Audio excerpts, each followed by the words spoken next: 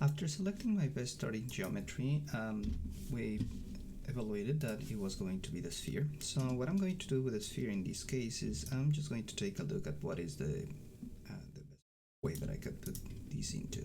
So I'm going to be selecting my sphere, and I want to make it a little bit larger so it actually fits the reference image that I have on the side. But this is really hard to do in the orthographic view. See, if I put it really here, it seems like I'm already in place. Though if I take a look over here, that is not going to be the right size. So the best thing that you can do is actually just go into the different views and different modes that you have. And in the orthographic ones, you will notice that this is going to give you the best description. This is the whole purpose of what an orthographic view is going to be. Now let's say that I decide that this is going to be the right side of my shape.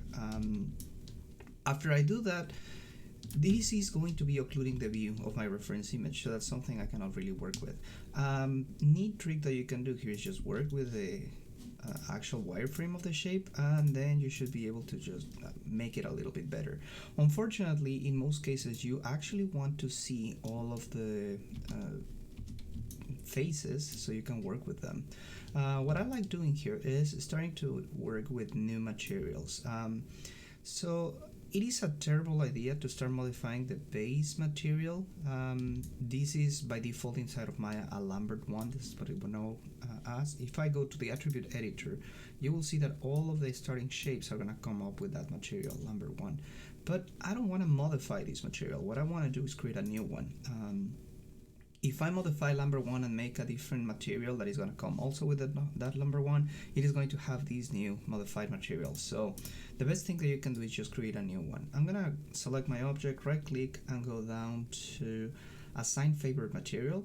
Materials will be explained later, but right now the only one that I care about is going to be this Lambert.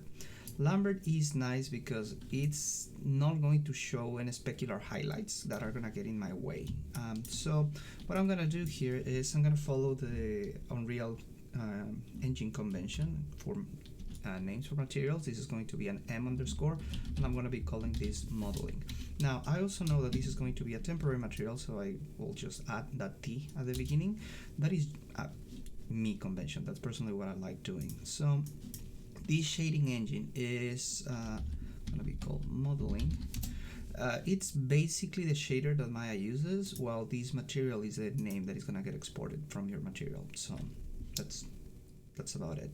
Now I want to choose a color that is really contrasting with the background, and this color in this particular case is just going to be blue. That is because this Pokeball only has red, black, and white. If I was modeling a great ball which has pretty much the same colors plus a blue, then I will need to choose a different contrasting color, but for now blue it's totally fine. Now what I will do is modify the transparency so it is actually letting me see through the Pokeball so I can see it in different modes. See, this value is entirely up to you, but I really like seeing where my faces are constructed. So